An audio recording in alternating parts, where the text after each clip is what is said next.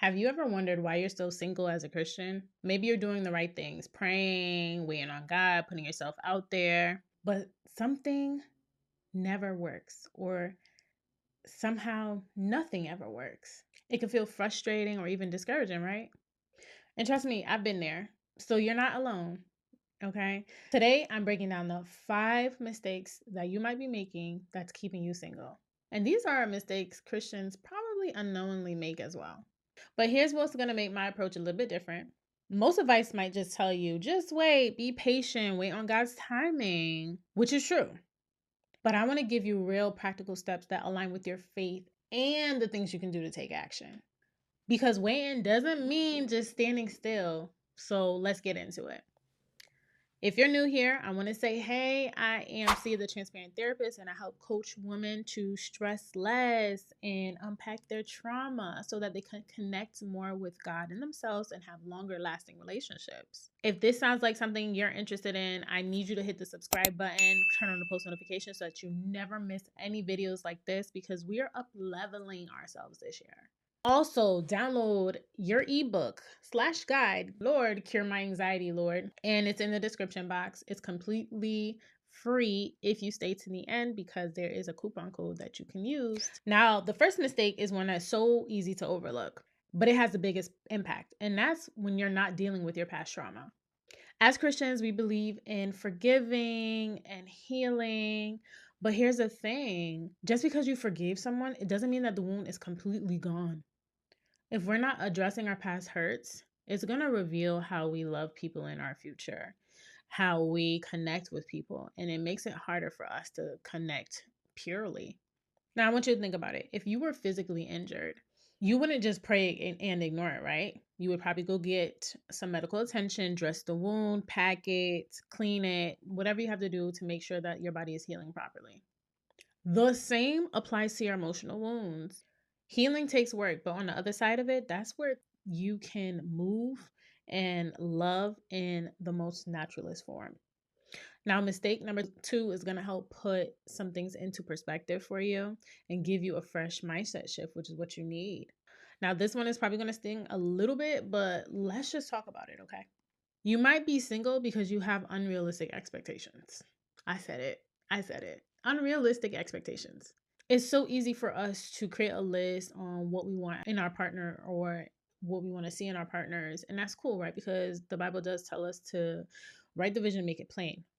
But when it's like he's got to be 6'3", 6'5", love Jesus, have a 6-figure salary by age 25, what are we doing, right? We are putting it so finitely together that we're missing some other pieces here. Maybe God is not calling you to have a 6'3" man. Maybe he's calling you to have a short king that's like 5'5". I don't know. But sometimes when we write things down and they don't quite align, unless God has placed on your heart, like, this is your man, it makes us feel uncomfortable and it keeps us single because our expectations are unrealistic. Actually, a small percentage of the population with 6-figure, 7-figure salaries are even out there that love God. And I have to be real. And when I say love God, I mean love God, Christ-centered, Bible-believing, not just God-fearing, right? Because everybody says they're God-fearing unless they're atheist or agnostic. But people that really love God. And so we have to be realistic with what the population has. And especially if you're in a certain area where you're like, hey, I need him to be from Michigan. Well, what does the population look like out there? Then you might have something on your list that says like he makes homemade bread, grills every Sunday, does all these outrageous things. Just check your list, sis. We focus on perfection so much, and then we miss God's best. Don't get me wrong though, okay? So standards are good. So I don't want anyone twisting my words. It's good to have standards, but unrealistic expectations, no. So that one was big, but mistake number 3, this is where everything's going to start to shift for you, okay? When you make mistake number 3, it's because you're not prioritizing your relationship with God. How do you expect to have a relationship with someone else if you have not prioritized your relationship with Christ? When you're putting Christ on a back burner, you are searching for blind love because you don't know what real love will feel like until you've experienced the love of God. And that's where we get caught on the wrong side of our relationships. We're feeling lonely even when we're with someone because we don't know what it's like to be with the one that cares for us. But when you have a life that is truly centered around Christ, that's when you're going to attract the right one. And mistake number 4 now is really interesting because it challenges the dating mindsets of most Christians. And that's not being open to different kinds of people. Ooh, I know, I said it. Ooh. This one is going to ruffle some feathers and I get it, but hear me out, okay? Your type might not be God's best for you. Your type might not be God's best for you. I'm going to say it one more time. Your type might not be God's best for you. Sometimes we have such a fixed mindset on what our future spouse should look like or sound like, or even what job they should have. And that will make you completely miss out on what God has already predestined for you. Could it be that your future spouse has everything you need, but they don't come in the exact package that you see? Right? And I'm not saying to settle. I'm not, but I am saying be open. I know this is really hard, right? But sometimes our biggest blessings come in unexpected ways. Now to the final mistake, okay, y'all? The one y'all been waiting for. And honestly, this one might be freeing y'all so much. I hear the shackles coming off y'all, okay? And that is not being content in your singleness. All right. You don't have to have a man. You don't have to be in a relationship. You just don't. And I am so animated with this one because I can't tell you the amount of people that come through my office doors or that I see virtually who's just like, I'm looking for my man. I'm looking for my man. But you haven't found Christ. You haven't found yourself. And so therefore they're looking for validation in other people. And it's like, sis, do you know what it's like to be single? Do you know who you are outside of having a man? And usually the answer is no. Some of us are treating singleness like being in a waiting room. Okay? You're just passing the time by until God sends you your person.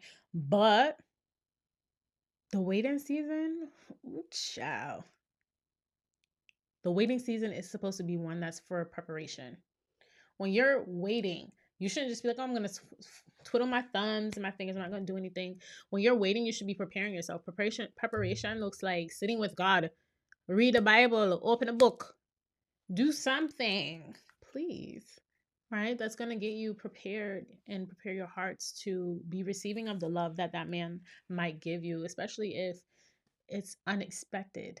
Okay. And therefore, when he passes you by, you can have your eyes open and your heart eyes open to see that, okay, this is the man that I want. He might not be 6'5", but he's 6 foot, and I'm okay with that.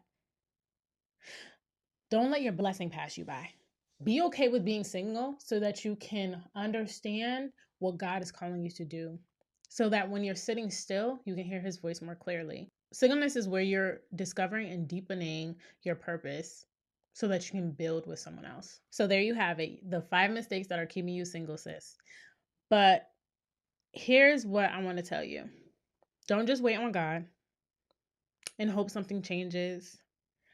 I want you to take some action now, and I want you to stay aligned in your faith.